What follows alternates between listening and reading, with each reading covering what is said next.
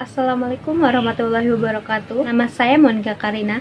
Saya dari Prodi D3 Keperawatan tingkat 1. Saya mahasiswa dari Stikes Akfit Wijaya Usada Bogor. Video ini untuk memenuhi tugas mata kuliah anatomi fisiologi.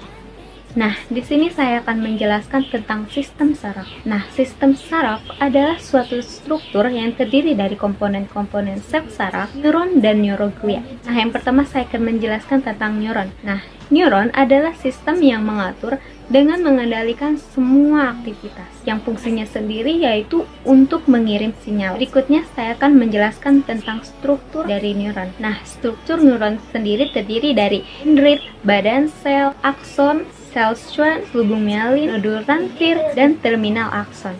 Nah, dendrit.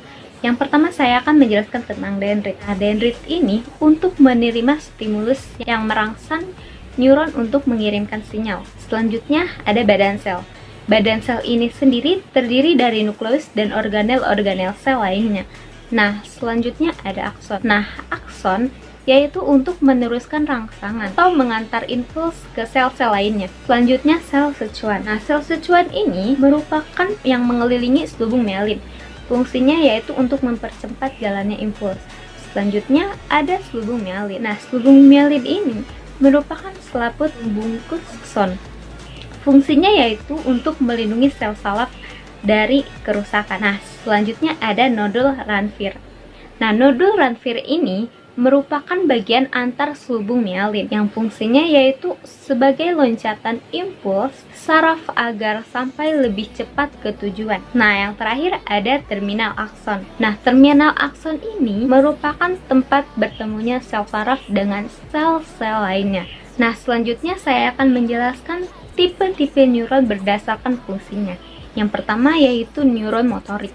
Neuron motorik ini berperan dalam mengantarkan sinyal saraf dari sistem saraf pusat ke efektor, umumnya ke otot dan juga kelenjar. Efektor yaitu untuk memberi respon terhadap stimulasi yang diterimanya. Yang kedua, ada neuron sensorik. Neuron sensorik ini yaitu untuk menerima rangsangan atau stimulus ke sistem saraf pusat, seperti cahaya, panas, tekanan, dan zat-zat kimia. Selain itu, yaitu untuk menyampaikan informasi yang didapat ke sistem saraf pusat.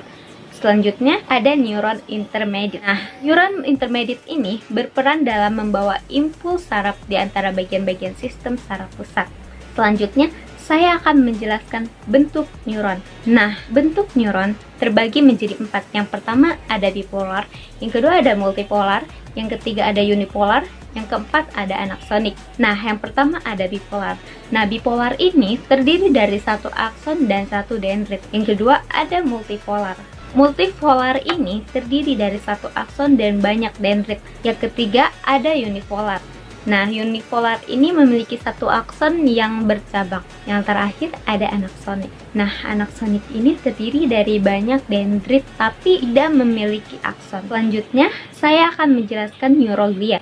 Nah, neuroglia ini lebih banyak dari neuron. Neuroglia ini tidak memiliki sinyal. Fungsinya yaitu sebagai pendukung neuron saat mengirimkan sinyal. Selain itu, memberi nutrisi dan oksigen ke neuron dan mendukung serta melindungi neuron agar bekerja secara optimal.